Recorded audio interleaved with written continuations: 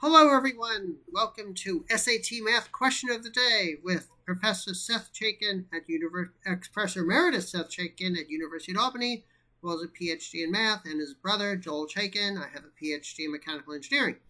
We're here to help you understand how to approach SAT math problems. This is question 13 of a calculator section. Just by looking at it, I don't think the calculator is going to help you. Okay, the researcher conducted a survey we've got to read every word here.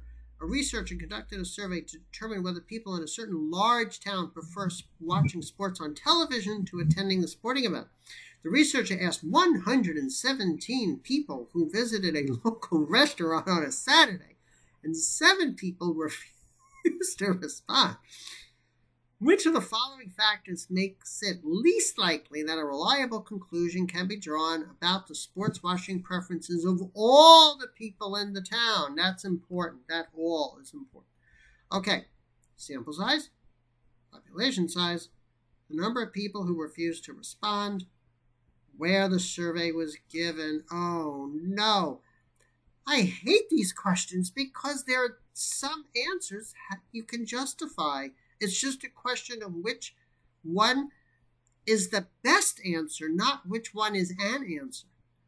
Oh, and we never took this stuff in high school, did we? This material? No, we never did. We never did. So I think though, I recall that document we saw. Maybe we should tell people about it. It's a document published by the College Board about the new SAT that came out 2007 2015. Yeah, about 2015 2016. Yeah, and it promises that they'll include questions involving how to apply math to situations both in college and in life. Right. Yeah. We're just procrastinating on this one. Yeah. My guess, I'm gonna vote for. Say it. Wait, a researcher asked 117 people. They don't. Oh, it's a large town. The question is 117 enough? Is the sample size big enough? The population size that's not the answer. The number of people who refused to respond. No, no, I don't think that's it. Where the survey was given, yeah, that could be it. Yeah, because they visited just a local restaurant. So it's between sample size and where the survey was given. Okay, that's what I think. What do you think, Seth? What do you think it's between? Yeah, I think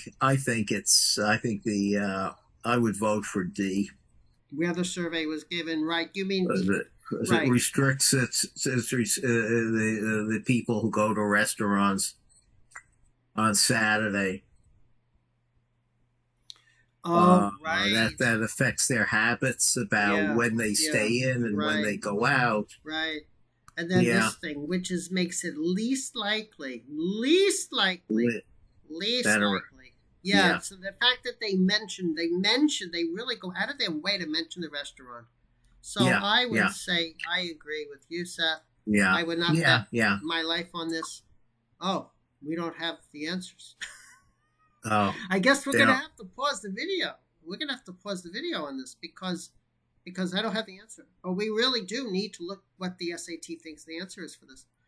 So we're going to try something I never did before, though I think I've done it once or twice. So I'm going to pause the video. I'm going to have to get the answer. We're going to get back to everyone, okay? So let's pause. Okay, everyone. I had to look up this one. Seth is right. It is D, where the survey was given. These are tricky because usually with these guys, 2 of them you could usually throw out, and then it's just this. For me, it's always a toss-up. This is a really weak area for me, and because it's a weak area for me, I sort of always assume I'm going to get these wrong, and I work extra hard thinking about these because this is a weak area.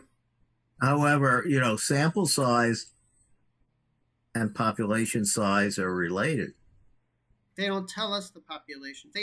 I know they don't tell us the population size, but in general, the what what counts as the relationship between the sample size and the population size.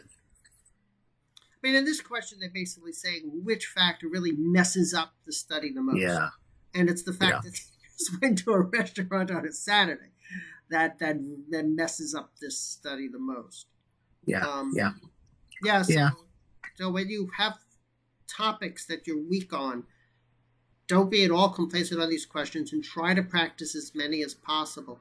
When I studied for the SAT in 2016, this was still my weak point. I made a PDF of all of these test questions for all the tests.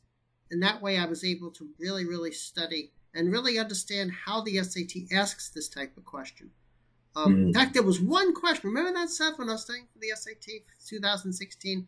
I totally messed it up, and I asked you about it, and you said, "Oh, Joel, you got it wrong because you got to read the question." I said, "Oh, come on," and you said, "No, you got to read the question." Remember that? Well, maybe remind me some more. Oh, it was some statistics question where I answered it wrong because I thought it was one answer, was really the other. And the bottom line was you had to read the question really carefully. Yeah. It had to do with something about these are tricky. I always find these tricky.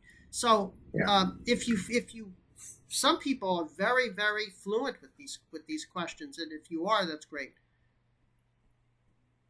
So okay. Not much. Obviously, there's no calculator here. Okay. Yeah, there's no calculator. Okay, everyone, have a great day. Oh, if you please like us, dislike us, give us comments on our videos, and if you have any SAT math questions you'd like us to go over, please email them to us at satmathquestionoftheday@gmail.com. So, have a great day.